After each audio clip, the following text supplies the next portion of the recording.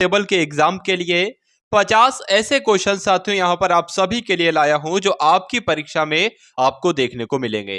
यानी कि साथियों एक वो क्वेश्चन है जो यूपी पुलिस के एग्जाम में पूछे जाते हैं। तो इन सभी क्वेश्चन को आप लोग तैयार करेंगे और अपने एग्जाम को फतेह करेंगे यूपी पुलिस के।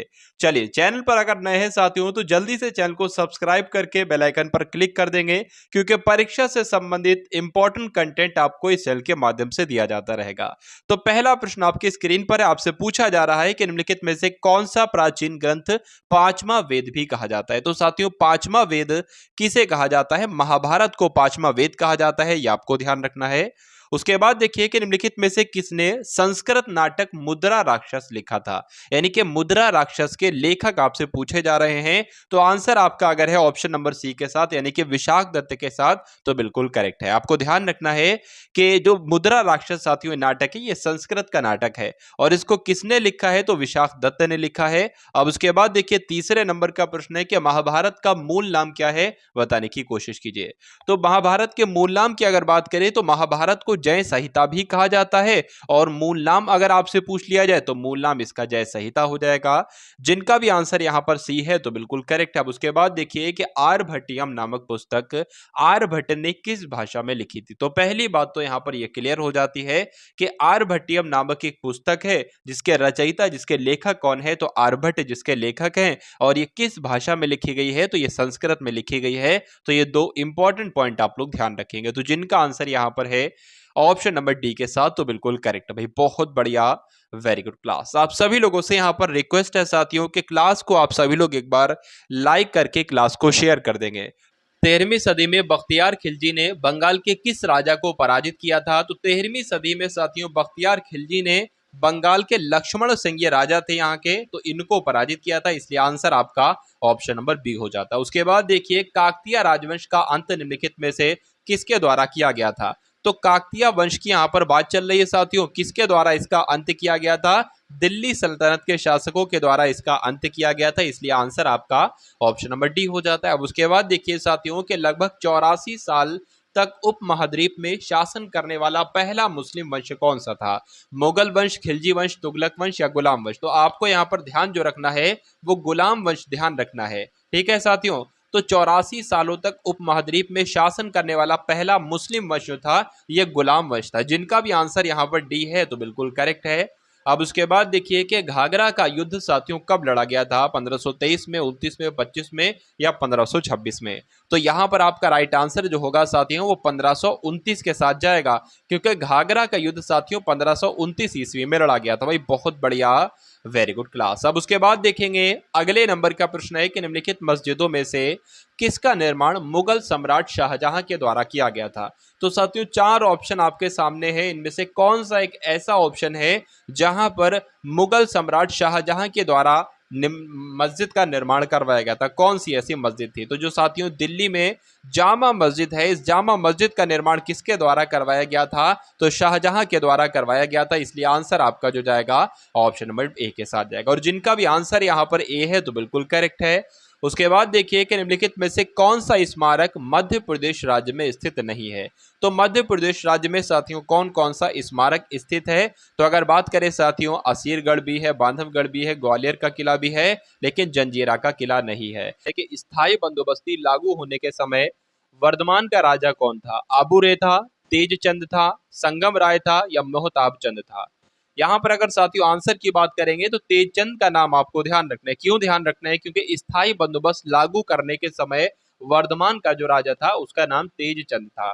अब उसके बाद देखेंगे साथियों 13वें नंबर का प्रश्न आपकी स्क्रीन पर है, आपसे पूछा जा रहा है कि भारत में पहली यात्री रेलगाड़ी निम्नलिखित में से किस राज्य में शुरू की गई थी?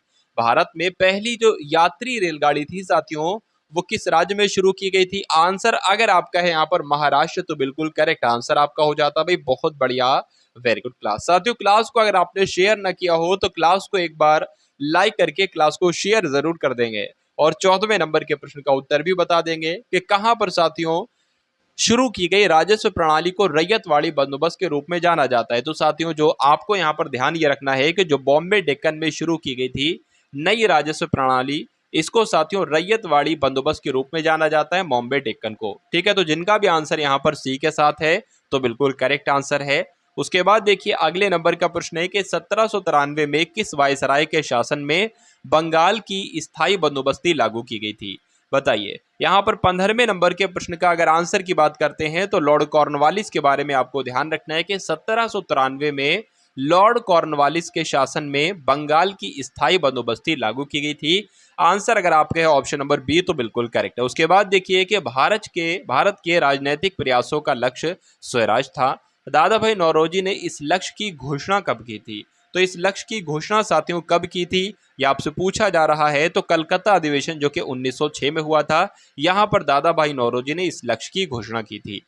उसके बाद देखिए अगले नंबर का प्रश्न है कि भारतीय राष्ट्रीय कांग्रेस यानी कि इंडियन नेशनल कांग्रेस के इनमें से किस अधिवेशन में पहली बार राष्ट्रगान गाया गया था? तो पहली बार साथियों राष्ट्रगान जो गाया गया था वो 1911 में गाया गया था। और कहाँ के अधिवेशन में? तो कोलकाता के अधिवेशन में गाया गया था। इसलिए जिन लोगों का भी आंसर जो लोग भी यहाँ पर हैं ऑप्शन नंबर ए के साथ तो बिल्कुल करेक्ट हैं। उसके बाद देखिए कि 1893 में विश्व की धर्म संघीय संसद में भारत का प्रतिनिधित्व किसने किया था? तो भारत का साथियों प्रतिनिधित्व किसने किया था? 1893 की बात चल रही है, आपको बखूबी याद होगा, कई बार आपने पढ़ा होगा साथियों कि 1893 में विश्व की धर्म संघीय संसद में जो भारत का प्रतिनिधित्व किया था साथियों वो स्वामी विवेकानंद जी ने किया था। तो किया था साथियों, इसलिए आंसर आपका किस ऑप्शन के साथ है? ऑप्शन नंबर ए के साथ है। और जिनका आंसर ए है तो बिल्कुल करेक्ट है। बेलूर मठ साथियों कहां पर स्थित है? कई बार आपसे परीक्षा में यह प्रश्न पूछा जा चुका है। तो बेलूर मठ की अगर बात करते हैं तो यह पश्चिम बंगाल में स्थित है। कहां पर स्थित है साथियों? पश्चिम बंगाल में स्थित है। इसलिए आंसर आपका ऑप्शन नंबर ए हो जाता है। उसके बाद देखिए रामकृष्ण मिशन किसके द्वारा गठित किया गया? स्वामी विवेकानंद जी के द्वारा, रामकृष्ण परमहंस के द्वारा, स्वामी दयानंद सरस्वती के द्वारा या राजा राममोहन राय के द्वारा? तो अगर आंसर आपका है ऑप्शन नंबर ए के साथ तो बिल्कुल करेक्ट आंसर आपका हो जाता है। उसके बाद देखिए कि इनमें से कौन से स्वतंत्रता सेनानी मोतीलाल नेहरू के साथ स्वराज पार्टी के सह संस्थापक थे? बताइए। चलिए यहां पर आंसर की अगर साथियों हम लोग बात करते हैं तो चित्तरंजन दास आपका आंसर चला जाता है। यानी कि इनमें से कौन से स्वतंत्रता सेनानी? तो चित्तरंजन दास मोतीलाल नेहरू के साथ स्वराज पार्टी के सह संस्थापक थे। ये प्रश्न आपके लिए साथियों इंपॉर्टेंट है। स्वराज पार्टी से संबंधित प्रश्न आपसे परीक्षा में पूछा जाता रहता है, तो आंसर आपको ध्यान रखना है। उसके बाद देखिए कि स्वराज पार्टी की स्थापना किस वर्ष की गई थी? तो स्वराज पार्टी की स्थापना साथियों कब की गई थी? तो 1923 में की गई थी। ये बात आपको ध्यान रखना है। तो जिनका भी आंसर यहां पर है ऑप्शन नंबर डी के साथ तो बिल्कुल करेक्ट है। उसके बाद देखिए कि 1922 में गांधी जी के द्वारा असहयोग आंदोलन को वापस लेने का जो मुख्य कारण था साथियों वो क्या था? तो भीड़ ने उत्तर प्रदेश के चौरी चौरा में एक पुलिस स्टेशन में आग लगा दी थी, ये कारण था? या गांधी जी को गिरफ्तार कर लिया गया था और आंदोलन रोकने के लिए मजबूर किया गया था? या गांधी जी गंभीर रूप से बीमार पड़ गए थे? लक्ष्य हासिल हो जाने से आंदोलन पूर्ण हो गया था? तो आपका आंसर यहां पर साथियों जो जाना चाहिए वो भीड़ ने उत्तर प्रदेश के चौरी चौरा में एक पुलिस स्टेशन में आग लगा दी थी साथियों, इसलिए महात्मा गांधी जी के द्वारा असहयोग आंदोलन को वापस ले लिया गया था 1922 में। तो जो लोग भी यहाँ पर हैं ऑप्शन नंबर ए के साथ तो बिल्कुल करेक्ट है भाई, बहुत बढ़िया, वेरी गुड क्लास। अब उसके बाद देखिए कि अली बंधु शौकत अली मोहम्मद अली द्वारा भारत में किस आंदोलन का नेतृत्व किया गया था? तो साथियों भारत में किस आंदोलन का नेतृत्व किया गया था? तो खिलाफत आंदोलन का नेतृत्व किया गया था। किन किन के द्वारा? सभी के नाम मैंने आपको बता दिए हैं। तो आंसर आपको ध्यान रखना है ऑप्शन नंबर डी खिलाफत आंदोलन। उसके बाद देखिए कि भारत के संविधान के परिप्रेक्ष्य में दिए गए कथनों में से असंगत कथन को चिन्हित करना है आपको और बताना है कि आपके इस प्रश्न का बिल्कुल सही उत्तर क्या होगा। यानी कि भारत के संविधान के बारे में यहाँ पर गलत कथन आपको बताना है। यह भारत की नियमावली पुस्तक है तो बिल्कुल सही। इसे कानूनी शासन को कूटबद्ध किया गया है तो बिल्कुल सही। यह मूलभूत राजनीतिक मूल्यों को प्रतिबिंबित करती है तो बिल्कुल सही। यह एक वैधानिक दस्तावेज नहीं है तो यह आपका गलत हो जाएगी, एक वैधानिक दस्तावेज है। तो आंसर आपका किस ऑप्शन के साथ जाएगा? ऑप्शन नंबर डी के साथ जाएगा। अब उसके बाद देखिए कि किस कैबिनेट मिशन ने भारतीय संविधान के निर्माण के लिए संविधान सभा का प्रस्ताव रखा था? तो वो साथियों कौन सी योजना थी बताने की कोशिश करेंगे। कैबिनेट मिशन योजना साथियों वो योजना थी 1946 वाली। ठीक है, 1946 यहाँ पर राइट आंसर होगा। संविधान सभा के पहले सत्र का आयोजन कब हुआ था? 1948 में, 46 में, 49 में या 1947 में? तो यहाँ पर साथियों आपका आंसर जो जाना चाहिए वो ऑप्शन नंबर बी के साथ जाना चाहिए। यानी कि आपसे अगर परीक्षा में ये पूछ लिया जाए कि संविधान सभा के पहले सत्र का आयोजन कब हुआ था तो 1946 में हुआ था। ये आपको ध्यान रखना है। उसके बाद देखिए अगले नंबर का प्रश्न है, यहाँ पर साथियों आपसे क्या पूछा जा रहा है कि भारत का सर्वोच्च कानून किसे माना जाता है? भारत के संविधान को, जनतंत्र को, अंबेडकर की शिक्षाओं को या धर्मनिरपेक्षता को? तो अगर भारत का सर्वोच्च कानून की यहाँ पर बात आएगी तो भारतीय संविधान का नाम सबसे पहले आएगा, यानी कि सर्वोच्च कानून जो है साथियों वो संविधान ही है। ठीक है, इसलिए आंसर आपका किस ऑप्शन के साथ जाएगा? ऑप्शन नंबर ए के साथ जाएगा। उसके बाद देख लीजिए कि पहला लोकपाल विधेयक भारत की संसद में कब पेश किया गया? 1967 में, 1966 में, 1968 में या साथियों 1969 में? तो इस प्रश्न का आंसर की अगर बात करेंगे तो 1968 आपके इस प्रश्न का बिल्कुल सही उत्तर चला जाएगा, यानी कि पहला लोकपाल विधेयक भारत की संसद में 1968 में पेश किया गया था। सिंपल सा प्रश्न और सिंपल सा पॉइंट आपको ध्यान रखना है। पहली बार प्रधानमंत्री पद की शपथ लेते समय इनमें से किसकी आयु सबसे ज्यादा थी?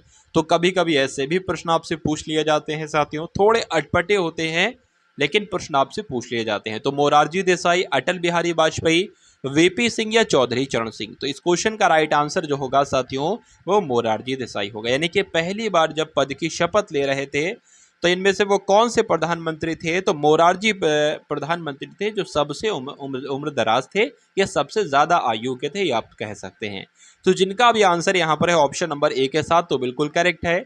उसके बाद देखिए कि इनमें से किस अवसर पर चंद्र ग्रहण होता है? पूर्णिमा पर, प्रथम कौड़िचर पर, तृतीय कौड़िचर पर या अमावस्या पर? तो आंसर की अगर बात करते हैं साथियों तो पूर्णिमा पर साथियों चंद्र ग्रहण होता है, या आपको ध्यान रखना है कब चंद्र ग्रहण होता है, तो पूर्णिमा पर होता है। उसके बाद देखिए अगले नंबर का प्रश्न है कि यूरेनस ग्रह की खोज किसने की थी? आपसे साथियों पूछा जा रहा है, बताइए। तो गैलीलियो गैलीली ने, क्रिस्टियन ह्यूगेंस ने या सर विलियम हर्शल ने या निकोलॉस कॉपरनिकस ने? तो सर विलियम हर्शल का नाम आपको ध्यान रखना है। अगर हर्शल भी आप लोग याद रखते हैं तो आंसर तक आप लोग पहुंच जाओगे। तो यूरेनस की खोज साथियों किसने की? हर्शल ने की, यानी कि सर विलियम हर्शल ने की। उसके बाद देखिए अगले नंबर का प्रश्न आपकी स्क्रीन पर है। आपसे पूछा जा रहा है कि किस ग्रह के एक चंद्रमा का नाम गैनीमीड है? बताइए। तो आंसर की अगर बात करें ऑप्शन नंबर ए होगा या बी होगा? तो आंसर आपका जो जाएगा वो बृहस्पति के साथ जाएगा, यानी कि बृहस्पति ग्रह के एक का साथियों चंद्रमा का नाम गैनीमीड है, ये आपको ध्यान रखना है। उसके बाद देखिए अगले नंबर का प्रश्न क्या हो सकता है साथियों कि अफ्रीका में जो स्थित किलिमंजारो है इसका नाम है, ये क्या है? ये सबसे लंबी नदी है, सबसे बड़े घास के मैदान है, सबसे घने जंगल है या ज्वालामुखी पर्वत है? सातवें प्रश्न मैं आपको पहले भी करवा चुका हूं, मैंने आपको इसका राइट आंसर बताया था ज्वालामुखी पर्वत। तो अफ्रीका में जो किलिमंजारो है ये ज्वालामुखी पर्वत है। आंसर जिनका भी यहाँ पर डी है तो बिल्कुल करेक्ट है। अब उसके बाद देखिए कि दुनिया की सबसे बड़ी ताजे पानी की झील साथियों कौन सी है? तो दुनिया की सबसे बड़ी ताजे पानी की झील विक्टोरिया झील है, ईरी झील है, सुपीरियर झील है या ओंटारिया झील है? तो आंसर आपका किस ऑप्शन के साथ जाएगा? सुपीरियर झील के साथ जाएगा। तो जिनका भी आंसर यहाँ पर है ऑप्शन नंबर सी के साथ तो बिल्कुल करेक्ट है भाई, बहुत बढ़िया, वेरी गुड क्लास। अब उसके बाद देखेंगे अगले नंबर का प्रश्न है कि विश्व की सबसे गहरी झील कौन सी है? बैकाल झील, न्यासा झील, क्रेटर झील या टंगानिका झील? बताइए। इस क्वेश्चन के राइट आंसर की बात करें तो बैकाल झील अगर आपका उत्तर है तो बिल्कुल करेक्ट आंसर आपका हो जाता है, यानी कि विश्व की सबसे गहरी झील की बात आती है तो बैकाल झील का नाम सबसे पहले आता है। पटाखा किस देश की मुद्रा है साथियों? ये प्रश्न मैंने आपको शायद एक आध दिन पहले भी करवाया था, तो आपको ध्यान रखना है मकाऊ जो है ये पटाखा देश की मुद्रा है। ये साथियों क्वेश्चन आपके लिए इसलिए लाया है कि आपने 2 दिन पहले अगर आपने ये क्वेश्चन पढ़ा है तो क्या अब आप इसका उत्तर देने देने को हो तैयार हो या नहीं दे पा रहे हो? अगर नहीं दे पा रहे हो तो बहुत गंदी बात है, और दे पा रहे हो तो बहुत अच्छी बात है। यानी कि पटाखा किस देश की मुद्रा है? तो मकाऊ देश की मुद्रा साथियों पटाखा है। उसके बाद देखेंगे अगले नंबर का प्रश्न है, निम्नलिखित में से दक्षिण अफ्रीका की प्रशासनिक राजधानी कौन सी है? आपसे पूछा जा रहा है साथियों। तो दक्षिण अफ्रीका की प्रशासनिक राजधानी डरबन है, केप टाउन है, प्रिटोरिया है या ब्लूमफोंटेन है? तो कौन सी है साथियों? प्रिटोरिया नाम आपको ध्यान रखना है, ये दक्षिण अफ्रीका की प्रशासनिक राजधानी है। इसलिए जिनका भी आंसर यहाँ पर है ऑप्शन नंबर सी के साथ तो बिल्कुल करेक्ट है। उसके बाद देखिए जापान देश की राष्ट्रीय पोशाक साथियों कौन सी है? बताइए। जापान देश की राष्ट्रीय पोशाक जो है वो किमोनो है, ये आपको ध्यान रखना है। उसके बाद देखिए कि यूरोपीय संघ की आधिकारिक मुद्रा निम्नलिखित में से कौन सी है? तो यूरोपीय संघ की आधिकारिक मुद्रा यूरो है, येन है, पौंड है या साथियों डॉलर है? तो यूरो का नाम आपको ध्यान रखना है, क्यों? क्योंकि यूरोपीय संघ की आधिकारिक मुद्रा अगर आपसे पूछी जाए तो यूरो आपको बताना है। अब उसके बाद देखिए साथियों, नेक्स्ट नंबर का प्रश्न आपकी स्क्रीन पर है। साथियों यहाँ पर मैं आपको बता देना चाहता हूं कि गुरुजी वर्ल्ड चैनल के माध्यम से आपको बिल्कुल निःशुल्क कंटेंट दिया जा रहा है, और वो कंटेंट दिया जा रहा है जो परीक्षा के लिहाज से सबसे इंपॉर्टेंट है। यानी कि एग्जामिनर का साथियों माइंड सेट देखने की कोशिश की जा रही है कि किस प्रकार के क्वेश्चन एग्जामिनर के द्वारा परीक्षा में रखे जाते हैं, कौन कौन से टॉपिक साथियों एग्जामिनर के मस्तिष्क में घूम रहे हैं। यानी कि साथियों जिन जिन टॉपिक से एग्जामिनर के द्वारा सबसे ज़्यादा प्रश्न उठाए जाते हैं उन सभी टॉपिक्स को भी कंप्लीट करवा दिया जाएगा प्रश्नों के माध्यम से, और मॉक टेस्ट के माध्यम से आपका पूरी सामान्य ज्ञान का रिवीजन भी होता रहेगा, और हर एक टॉपिक के क्वेश्चन भी आप लोग देखते रहेंगे कि किस किस टाइप के क्वेश्चन बन रहे हैं। तो ये साथियों जितनी भी गुरुजी वर्ल्ड चैनल पर क्लासेस चलती हैं 2 से 3 तो ये डेली साथियों क्लास आप लोग लिया कीजिए। इससे आपकी सामान्य ज्ञान में आपको कोई दिक्कत महसूस नहीं होगी परीक्षा में। ठीक है साथियों, चलिए अब देखिए 44वें नंबर का प्रश्न। इसका राइट आंसर आपको बताना है कि फ्रांस की राजधानी शहर कौन सी है। तो फ्रांस की राजधानी साथियों पेरिस है, इसलिए आंसर आपका किस ऑप्शन के साथ जाएगा, तो ऑप्शन नंबर ए के साथ जाएगा। और जिनका भी आंसर यहाँ पर ए है तो बिल्कुल करेक्ट है। कोलंबो किस देश की राजधानी है, बांग्लादेश की, म्यांमार की, नेपाल की, या साथियों श्रीलंका की। तो इस क्वेश्चन के राइट आंसर की अगर बात करें तो श्रीलंका की साथियों राजधानी क्या है, श्रीलंका की राजधानी कोलंबो है। या पूछ लिया जाए कोलंबो किस देश की राजधानी है, तो कोलंबो श्रीलंका देश की राजधानी है। तो जिनका भी आंसर यहाँ पर ऑप्शन नंबर डी है तो बिल्कुल करेक्ट है। अब उसके बाद देखिए कि निम्नलिखित में से कौन सी बेलारूस की राजधानी है, बताइए। मिन्स्क है, ब्रुसेल्स है, बाकू है, या मोरोनिक है, बताइए भाई। चलिए तो यहाँ पर आंसर की अगर बात करते हैं तो मिन्स्क आपको ध्यान रखना है, यानी कि बेलारूस की राजधानी साथियों कौन सी है, मिन्स्क है। जिनका भी आंसर यहाँ पर ऑप्शन नंबर ए है बिल्कुल करेक्ट है। उसके बाद देखिए कि भारत का पहला परमाणु स्टेशन कब स्थापित किया गया, बताइए। 1961 में, 1969 में, 1968 में, 1967 में। ये साथियों 1961 लिखा होना चाहिए, कोई दिक्कत नहीं है। तो आंसर की बात करें साथियों 1969 आपका राइट आंसर हो जाएगा। यानी कि भारत का पहला परमाणु स्टेशन कब स्थापित किया गया, तो 1969 में स्थापित किया गया, यह आपको ध्यान रखना है। अब उसके बाद देखिए कि भारत में पहला नाभिकीय विद्युत संयंत्र कहां पर स्थापित किया गया था, तारापुर में, काकरपुर में, कैगा में, या साथियों कलपक्कम में। तो 49वें नंबर के प्रश्न के आंसर की अगर बात करें तो तारापुर आपके इस प्रश्न का बिल्कुल सही उत्तर हो जाता है। यानी कि भारत में पहला नाभिकीय विद्युत संयंत्र कहां पर स्थापित किया गया, तो तारापुर में स्थापित किया गया। तो आंसर जिनका ए है बिल्कुल करेक्ट है। उसके बाद देखिए कि भारतीय अर्थव्यवस्था को गति देने वाले परिवहन के मुख्य साधन क्या हैं, पानी के जहाज, साइकिल, रेलवे, या बैलगाड़ी। आंसर आपका साथियों किस ऑप्शन के साथ जाएगा, रेलवे के साथ आपका आंसर जाना चाहिए। और जिनका भी आंसर यहाँ पर ऑप्शन नंबर सी है तो बिल्कुल करेक्ट है। चलिए भाई ठीक है साथियों, तो ये सामान्य ज्ञान के 50 अति महत्वपूर्ण प्रश्न। उम्मीद करता हूँ क्लास आपको पसंद आई होगी। अगर पसंद आई है तो क्लास को लाइक करके क्लास को शेयर करेंगे, और चैनल पर नए हैं तो चैनल को सबसे पहले सब्सक्राइब करेंगे। तो मिलते हैं हम सभी लोग आने वाली वीडियो में। जय हिंद साथियों। सब्सक्राइब करें गुरुजी वर्ल्ड और बेल आइकन को प्रेस करें सबसे पहले सिलेक्शन के लिए।